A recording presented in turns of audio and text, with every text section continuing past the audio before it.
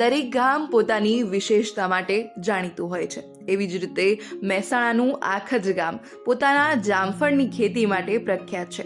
પરંતુ હવે સ્થિતિ એવી બની છે કે ખૂબ ઓછા ખેડૂતો હવે જામફળની ખેતી સાથે સંકળાયેલા છે. પટેલ જનક, તાલુકો જિલ્લો મહેસાણા અને આખજ ગામનો વતની. એટલા આખજ ગામમાં જામફળનું વાવેતર બહુ થતું હતું.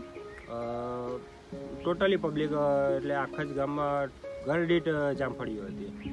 હવે રોગના કારણે અને પાણીનું આવરાના કારણે જામફળ આવકમાં ઓછા થઈ. અત્યારની સ્થિતિની વાત કરીએ તો કેટલા ખેડૂતો હશે કે જે હવે જામફળની ખેતી કરતા હશે? 15 ખેડૂત હશે કે સારી એવી 15 વાડીઓ હશે ખેડૂતોની. પણ હવે મોસ્ટ ઓફલી બાગાયતમાં બીજી બધી વેરાયટીઓ ચાલુ કરી છે, જેમ કે લીંબુડી, સીતાફળી ચાલુ કરી છે, ચીકુડીમાં છે.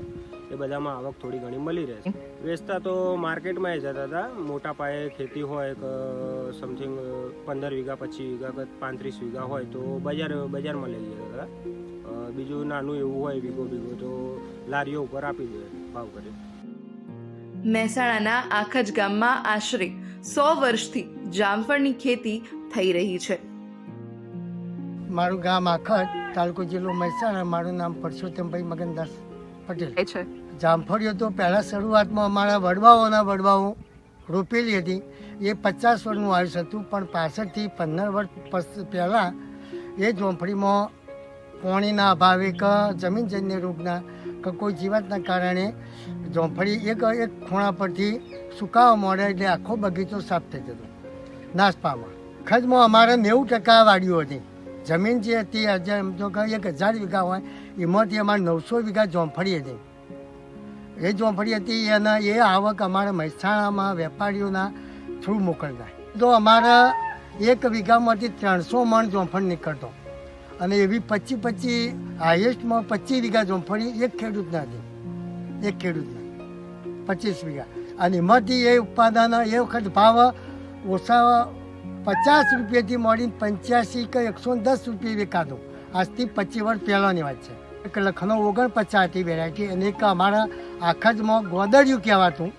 ગોદડિયાનું ગોળ વાઈટ આપણા અંદર આ બગીચામાં છોડશી, અને એ લાઇટમાં બધી રીતે ઉઘરાટ સારો હતો. શરૂઆતમાં આશરે 600 થી 700 જેટલા ખેડૂતો જામફળની ખેતી સાથે સંકળાયેલા હતા, પણ સમય સાથે જમીન, પાણી અને વાયરસ જેવા રોગોના કારણે જામફળની ખેતી લુપ્ત થઈ અને અત્યારે 10 થી 15 જેટલા જ ખેડૂતો છે કે જે જામફળની ખેતી સાથે સક્રિય છે. જામફળની ખેતીમાં શું છે કે પહેલાં આખા ગુજરાતની અંદર આખજના જામફળ વખણાતા હતા, અને લગભગ આખજની જે જમીન રહી એની અંદર 90 થી 95% જામફળીઓ હતી, અને એટલા સ્વાદિષ્ટ જામફળ આવતા. પણ ધીમે ધીમે શું થયું કે એ લોકોને બી 20, 25, 30 વર્ષ જૂની જામફળીઓ થઈ ને એટલે એની અંદર બી આ મૂર્ખા જેવો રોગ છે એ લાગ્યો, અને એ લોકો એવું કહે છે કે વાયરસ આવી ગયો છે. એટલે ધીરે ધીરે એક ખેતરમાં ગઈ, બીજા ખેતરમાં જઈ, એવી રીતના કરીને લગભગ અત્યારે હાલ 50 વીઘા બી જામફળી નથી, કે જે 600, 700, 800 વીઘા જામફળી રહેતી હતી.